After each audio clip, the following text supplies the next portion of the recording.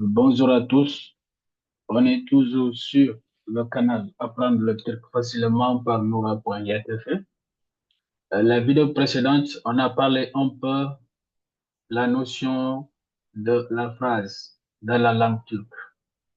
On a vu c'est l'inverse total de la langue française parce que ici on a vu c'est complément verbe sujet alors que dans la langue française on voit sujet verbe complément. C'est pour vous dire un peu que il y a de ces choses-là. La langue française et la langue turque, c'est diamétralement opposé. Il y a une différence carrément dans ces deux langues-là. Donc, dans cette nouvelle vidéo, on va essayer de voir une notion qui concerne les accents. Est-ce que dans la langue turque, on a les accents ou pas? Ou bien, dans quel contexte on exige, il faut mettre de l'accent pour éviter toutes sortes de confusions? Donc, ce sont ces choses-là, ce sont ces cas-là qu'on va essayer d'expliquer dans cette vidéo. Donc, sans plus tarder, nous allons essayer de voir les accents. Ici, on a dit que les accents ne sont pas marqués, sauf l'accent circonflexe qui ne concerne que les mots d'origine étrangère. Donc, les mots d'origine turque n'utilisent pas d'accent. Il n'y a pas d'utilisation d'accent. Donc, si vous voyez un accent de la langue turque, sachez que ce mot-là, c'est un mot qui vient de la langue étrangère. Donc, c'est ça qu'on veut dire par là. Donc, ils peuvent aussi se déplacer à l'intérieur d'un mot. Vers maintenant là, d'où maintenant la difficulté de les maîtriser à partir des règles écrites.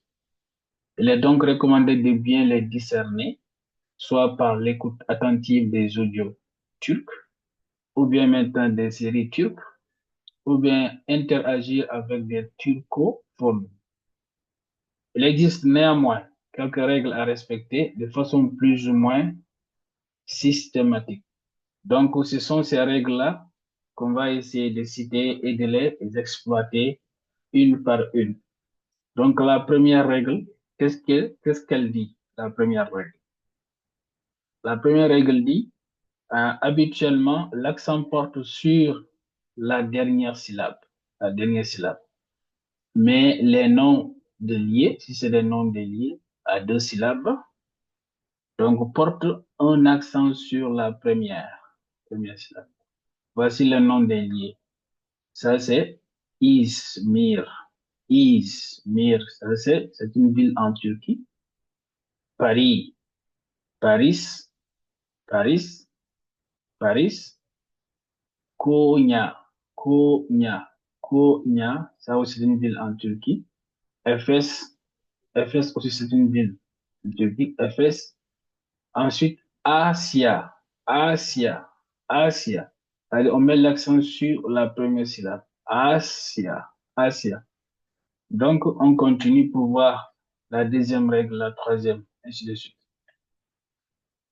Ici, deuxième règle, on a dit l'accent se déplace vers le dernier syllabe. L'accent se déplace vers le dernier suffixe. N'est-ce pas? Donc, on regarde. Ève, c'est le mot qu'on a donné. Donc, si on met Ève, l'air, tu as vu? Ève, l'air. Ici, le dernier suffixe, c'est ça. Ève, l'air. C'est l'air qui constitue ici le dernier suffixe. Donc, l'accent va se déplacer vers ce dernier suffixe-là. Ève, l'air. Ève, l'air. Ici, dernier suffixe maintenant, ici, c'est mise. Donc, on va dire evleri mise. Evleri mise. Evleri mise. Evleri mise. Ici aussi, dernier syllabe, c'est de. Donc, on va dire evleri mise de. Evleri mise de. Evleri mise de. À chaque fois, l'accent se déplace vers maintenant le dernier syllabe du mot. Donc, troisième règle, on a dit ici, le suffixe maintenant de négation provoque maintenant un accent tonique sur la syllabe qui le précède. Ici, on donne l'exemple du verbe gelmek encore, verbe qui veut dire venir ou bien arriver, n'est-ce pas? Ici, on a dit gelmiyorum. Si vous regardez ce mot-là, ça c'est la base verbale qui est en rouge comme ça, la base verbale. La négation est assurée par ce M-là. La négation est assurée par ce M-là. Donc, c'est comme c'est ces syllabes-là qui précèdent le M, donc on va mettre un accent tonique sur ce premier syllabe-là. Gelmiyorum. Gelmiyorum. Pour dire je ne viens pas. Gelmiyorum. Ici aussi, yürümek, c'est le verbe marcher. Donc, la négation est assurée encore par ce M-là. Donc, ici, la syllabe qui suit ce M, c'est rue. Donc, on dirait yürümüyorsun. Yürümüyorsun. Yürümüyorsun. Tu ne marches pas. Yürümüyorsun. Tu ne marches pas. Ici aussi, ce verbe konuşmak qui veut dire parler. Donc, ici, konuşmuyor. Konuşmuyor. Konuşmuyor. La négation est assurée aussi par ce M-là. La syllabe qui suit ce M, c'est nush. Donc, on dirait konush muyor. Il ne parle pas. Il ne parle pas. Donc, on continue. Ici, la quatrième règle, on va dire ici la particule interrogative suscite maintenant un accent tonique sur la syllabe qui la précède. Donc, si on dit ici interrogative, donc c'est ça. Particule interrogative, c'est mou, c'est ce mou-là. C'est ça qu'on appelle la particule interrogative. N'est-ce pas? Ici, on va mettre l'accent tonique sur ces syllabes qui le précèdent. On dirait geliyor muyuz. Geliyor muyuz pour dire venons-nous. Geliyor muyuz. Ensuite, öğreniyor musunuz? Öğreniyor musunuz pour dire apprenez-vous. Öğreniyor musunuz? Apprenez-vous. Konuşuyorlar mı? Konuşuyorlar mı? Pour dire parle-t-il. Konuşuyorlar mı? Konuşuyorlar mı? Pour dire parle-t-il. Donc, la cinquième est, vous voyez ce qu'il dit, l'accent circonflexe, le seul à être écrit, mais pas systématiquement, indique maintenant les voyelles longues, qu'on appelle ici A, I, ou. Il est souvent donc négligé parce qu'il ne marque pas toujours une différence de sens. Vous voyez ici, tabi qui veut dire naturel.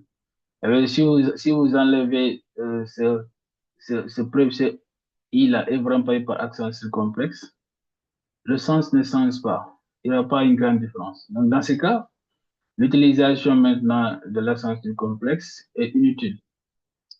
Parmi ces mots, on peut citer aussi adi, qui signifie ordinaire. Adi, ça ne change pas de sens. Adalet, qui signifie la justice. Adalet. Dans ces mots-là, le fait de mettre accent circonflexe ou bien de ne pas le mettre, il n'y a pas une grande différence. Il n'y a pas une grande différence.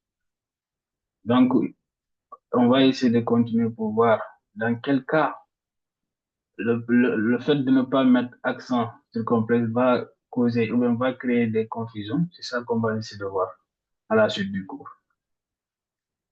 Donc, ici, on a dit attention. C'est dit ici que dans certains cas, l'absence de cet accent crée maintenant des confusions. Par exemple, on prend hala, qui signifie la tante paternelle, hala, avec sans accent circonflexe. Sur les A, avec accent circonflexe sur les A, ça devient encore. Ça veut dire, ce mot-là, si on met accent circonflexe sur ce A-là et sur l'autre A-là, la signification devient encore ou bien toujours. Vous voyez, dans ce cas, c'est important de préciser dans ce cas. Mais dans les autres cas, c'est pas nécessaire. Deuxième exemple, askeri, le soldat, qui signifie le soldat, plus accusatif ou possessif. Accent circonflexe sur le i, ça devient militaire.